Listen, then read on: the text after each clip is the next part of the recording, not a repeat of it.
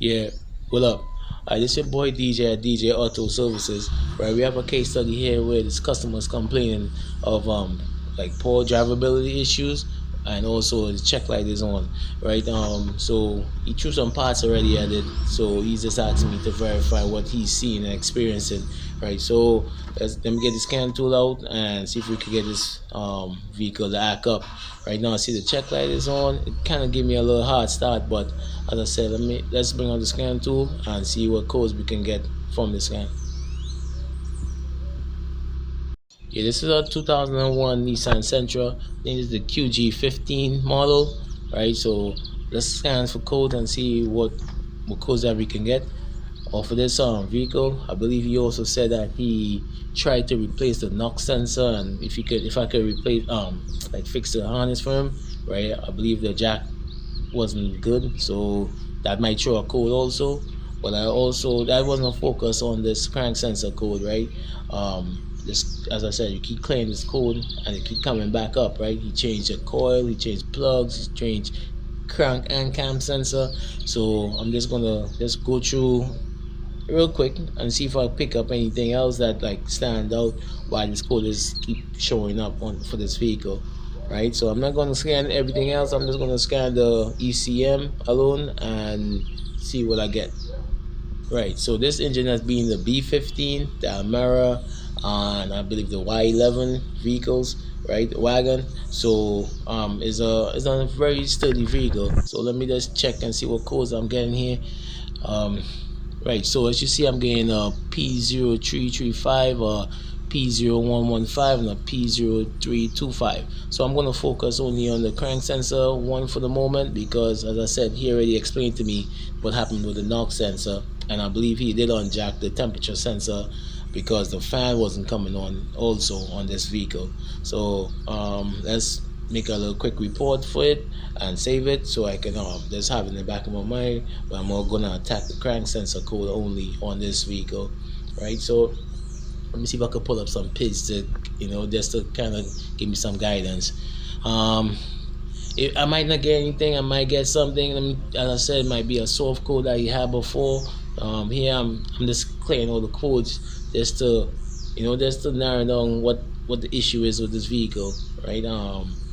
Any help is appreciated. So I'm just looking on Google to check to see what guidance I can get. If it's a harness issue, is a sensor issue, or is it from the ECU ECU problem, right?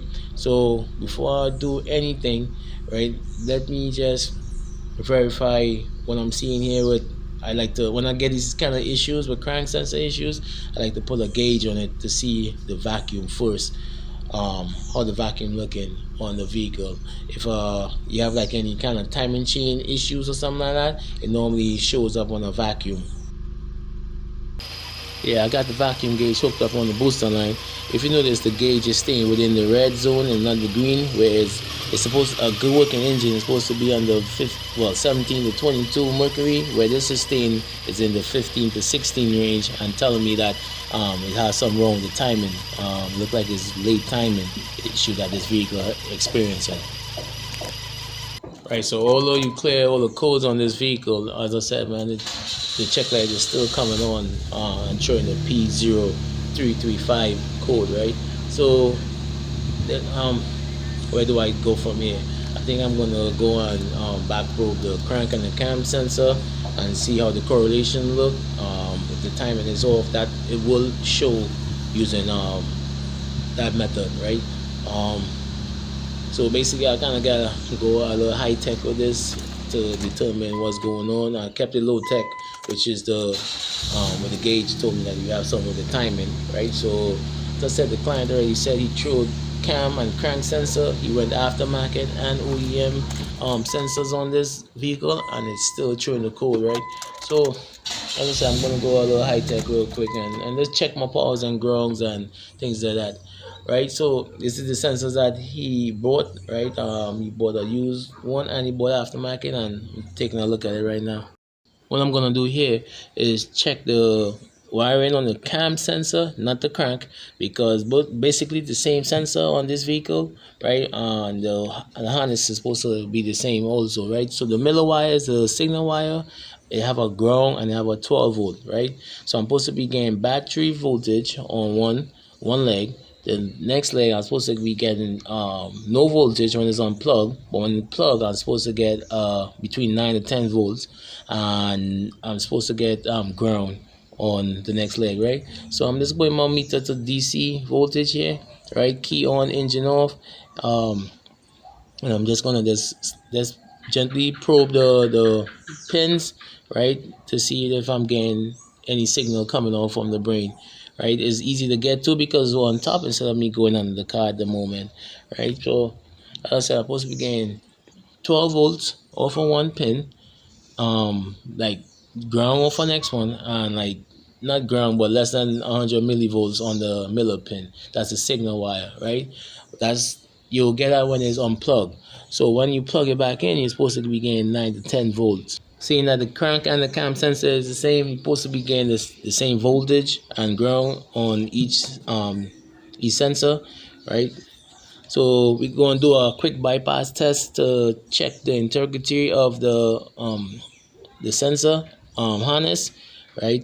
If I plug in the sensor harness right now, I'm supposed to be getting off the middle pin, I said 9 to 10 volts. So I'm just going to let me probe this real quick. Kind of doing this with two hands, right? So right now I'm probing the second wire, which is the middle pin. I'm gonna once I plug it back in, I'm supposed to be getting let's say you're supposed to be getting 9 to 10 volts on there. So let me hold on real quick. Let me just change my meter so I can work more freely so you can see. Alright, so I'm going to show you a trick I use, right? So hooked up the battery positive, right? I'm going to check my test light, make sure it's working. With the cram sensor jacked in on my signal wire, I'm getting 10.65 volts, right? With it unplugged, you will see it turn to 0. Alright, so seeing that it turned to 0, this tells me that the wiring from the ECU to the sensor is intact, is in good shape. But I'm going to do something called a bypass test, right? Where I'm hooking up my battery positive wire to my test lead. I'm going to hook up my test lead from my battery positive, and I'm going to just touch the second pin, which is the signal wire, and I must see battery voltage, right? So that tells me that this is a pull up circuit, right? Where I'm applying I'm applying battery positive to this signal and it's pulling up. As you see, you're getting 12.2 volts, right?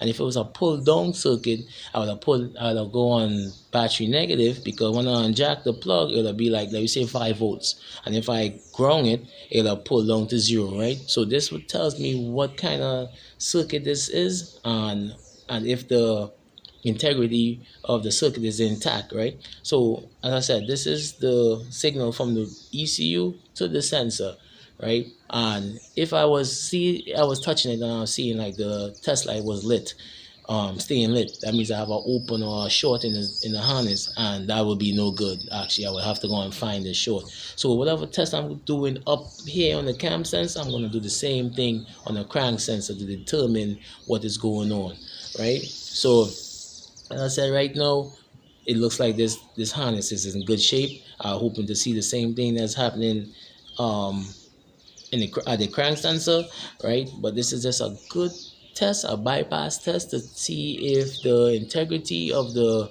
harness is intact and if the ECU is doing what it's supposed to do, right? So as I said, this is a pull up circuit, not a pull down circuit, because when I'm jacked the sensor, I'm getting 0.14 volts, which is like we say ghost voltage, right? In layman's term, I'm not getting ground, I'm still getting voltage on this line, right?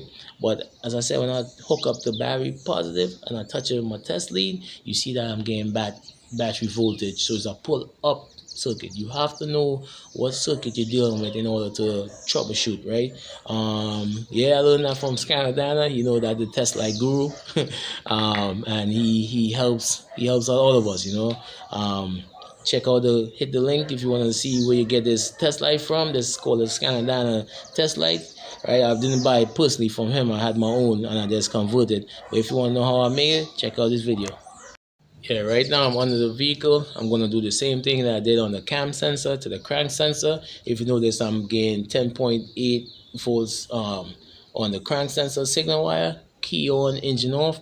Right, I'm just going to do the same bypass test on the crank sensor, determine if the integrity from the ECU to the sensor is in good shape. As I said, it looks like it is because I'm getting voltage off of it, the jack, and once I unplug it, it's supposed to go straight to 0. I'm going to do the same bypass test to see if I have an open in this harness or not. Once all is well with my harness and my sensors, I'm going to take this capture with my scope and then compare it to a known good waveform and see where it takes me from there. Right, so right now I'm hooked onto my positive side of the battery. Let me make sure that my test light is working real quick. Right, so you see that the test light is working. Right, right now I'm under the car, so let me just throw this to the back of the car. Yeah, right, because it's a pull up circuit, right, I'm hooked up to my battery positive, and because if I was doing a pull down circuit, I'd have been hooked onto my battery negative, where I want to pull this the voltage down. Right, so let me just crawl back on the vehicle and take a look at this sensor. Right, so the jack is still on the sensor, so you see that it's 10.8 volts that's reading here.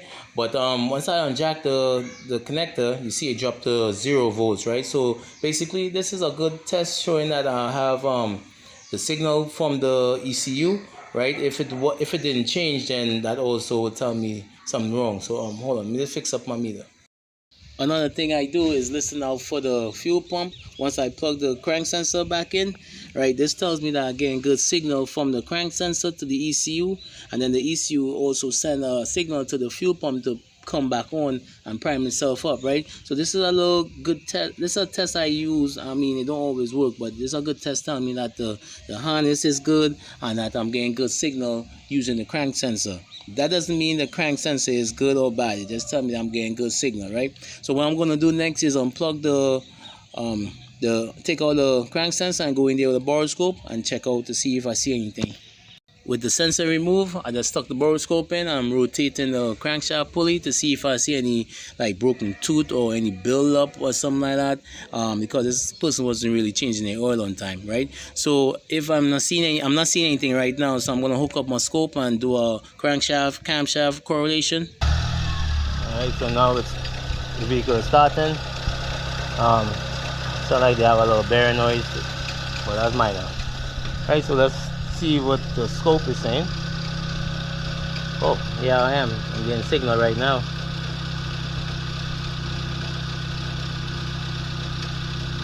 Let me put some more time on this.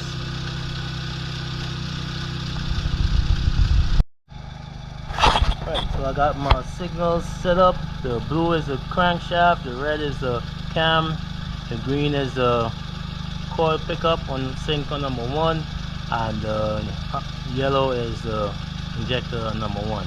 Alright, so I'm just gonna let this run for a bit and see if I'm seeing any dropouts. Probably have to use a map channel or something like that.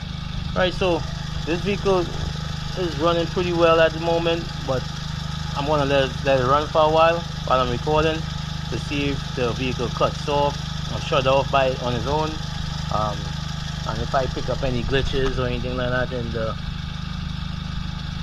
signal. If I'm getting crank signal, I'm not sure why I keep getting this code, but just keep recording. Let me save this first before I lose my capture. So I got the proof to show the customer that my timing is off, based on what the vacuum gauge was telling me. Right, so I believe that this have a slack timing chain. Right, that's the reason why this code keep coming up. So I'm going to compare this waveform to a known good waveform. I have a few of them, and I'll just be able to analyze this and put my stamp on it and let the customer know, hey, you gotta change this timing chain. So these are known good waveforms that I got. Right, so this is how I analyze the waveform to see where the crankshaft tooth is lining up to the camshaft in relationship to camshaft, right? And because mine is off by a few degrees, right, was able to tell the customer, well, you know, I believe that you got a slack timing chain, or it could just be the tensioner or something like that. But this client decided that he want to change out the engine anyway because of the amount of mileage on this vehicle. So this is just me, you know, basically just getting more information, more detail. So when I make a call in the future, I'll be on point, you know. So I know this look like garbage to some people, but this is a lot of information, and this is information that we use when we diagnosing these cars out here, man. You know, you don't want to just tell someone, hey, you got to change an engine because, you know, or change a timing chain because of this. This is why, you know. So this is me pulling out the engine right here, right? Customer give me the okay to go and purchase a new engine, well, a foreign used engine. He went up from the 1.5 to the 1.8, so we had a little minor adjustments to do, right? Some electrical issues he had a lot of issues. First and foremost, he had AC issues and things like that. But yeah, this is what we do. We get things going and popping, right? So thanks again for watching. Approximately 10 hours later. Right, so the client brought this vehicle back for us to take a look through the vehicle, make sure everything is good, right? Vehicle is up and running. So right now I'm just capturing a known good waveform from this vehicle. This don't have a P0335 code anymore, right? Vehicle is up and running. Just had some little minor checks to do, and you know, just fix the idle film a little bit. But yeah, this is what we do. As I said, thanks for watching. I hope you like, subscribe, share, comment, and until the next time, you know, we keep it moving. So peace.